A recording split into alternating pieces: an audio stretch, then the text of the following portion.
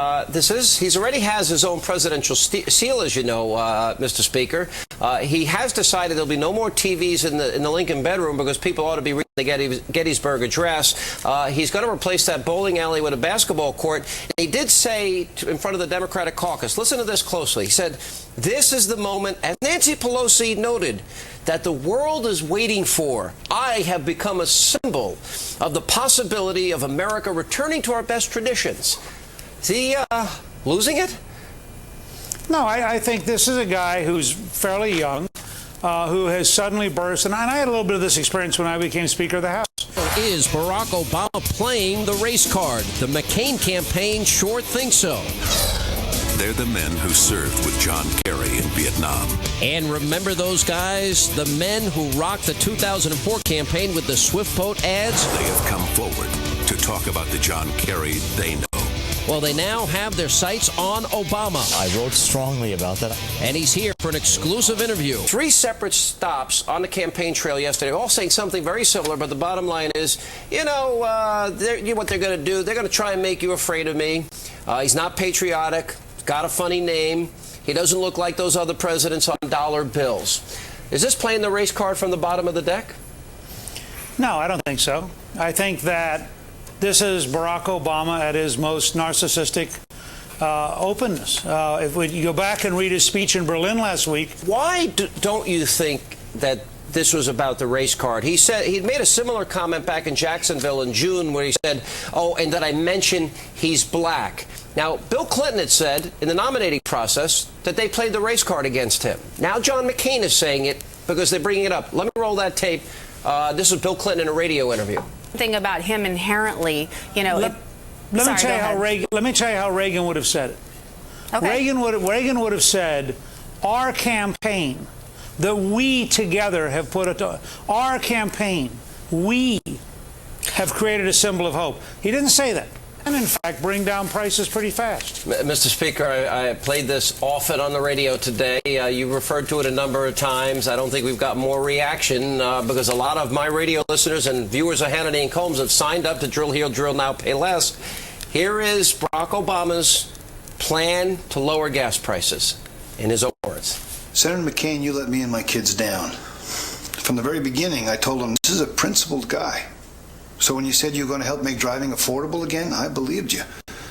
Then your idea is to do offshore drilling, which I find out won't produce much oil for 10 years, and then barely save us any money anyway? Okay, that's not a solution, Mr. McCain. That's a gimmick. All right, that wasn't the cut. The cut was, and what he said, make sure your tires are inflated and your car has a tune-up. Those are the exact words. And that'll be the equivalent of all the drilling that's being proposed out there by those oil companies. Well, they're saying that, but first of all, I've interviewed the experts, and they're telling us we can get that outer continental shelf oil, 86 billion barrels within 2 years. They're saying ANWR, 5 to 6 years. And my question to Barack Obama when he says it's only going to be 2 or 3 cents at the pump and it's going to take 10 years, what does he suspect that the price of a barrel of oil and a gallon of gasoline is going to be 10 years from now?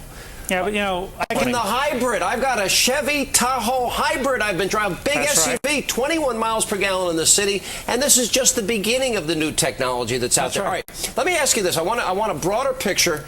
He's lost 9 points. Remember last weekend, all we heard is that Barack Obama has a Berlin bounce. He's up by 9 points. He's lost that lead. We have more evidence that he has become quite confident, arrogant. He didn't visit the troops. This statement about oil and gas. What do you think is happening overall? He has had a disastrous couple of weeks here. And, do you think John McCain is capitalizing the way he should, and can Barack Obama recover? Pay attention, and it's not going to work. Let me gently educate you and remind you, the 9/11 Commission report did say that they were at war with us throughout the 1990s. We weren't at war with them.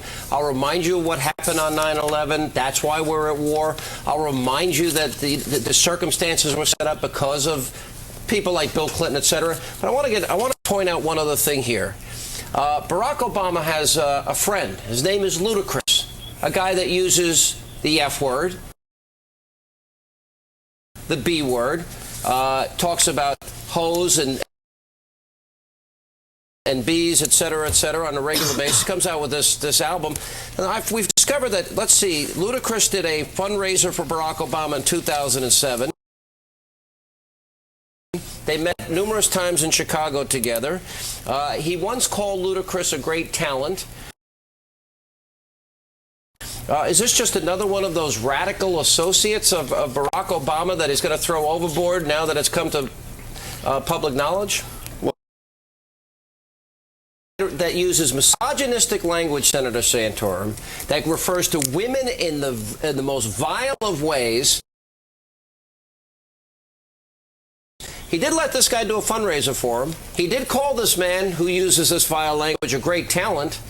And now all of a sudden he does this thing, and just like all the other controversial figures in his life, his friends of 20 years, now he gets thrown overboard because, well, he didn't want to show the real associations that he's had over the years.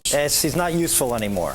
He was useful. This is the moment, as Nancy Pelosi said, the world is waiting for. The anointed one, Barack Obama. He has become a symbol of the possibility of America. You guys can't help yourselves, boy. You cannot help yourself. No, I cannot. I absolutely cannot help myself. You're right. That's true. You should just go ahead and vote for him, Sean, and be done with it. Just support him and be done with it, Sean.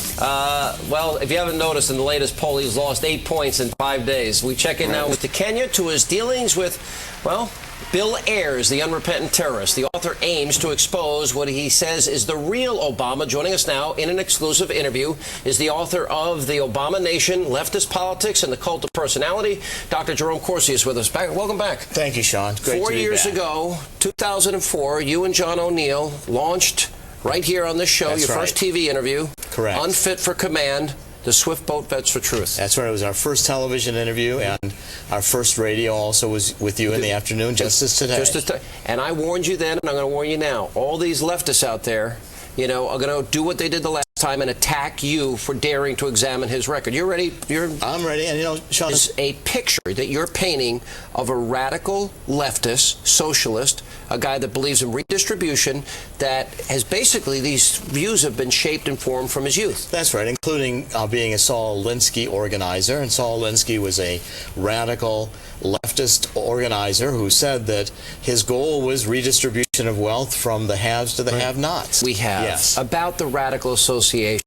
Yes. Did he lie to America about what he really knew about Ayers and Wright? He praises Malcolm X, Blue-Eyed Devils, white people are Alinsky. Did he embrace people that he knew were radical? In a simple word, yes, he lied. He lied. Yes. He has full, total knowledge of Malcolm X, Frantz Fanon. He writes about it at length in his autobiography. Complimentary. Right. Ayers, you know, Axelrod, as chief strategist, said, well, they live in the same neighborhood and their kids went to school together. Not true. Not true. Obama's kids are young kids. Yeah. Ayers' kids are grown. Obama chose Ayers knowing he was exactly who he was, a radical terrorist bomber.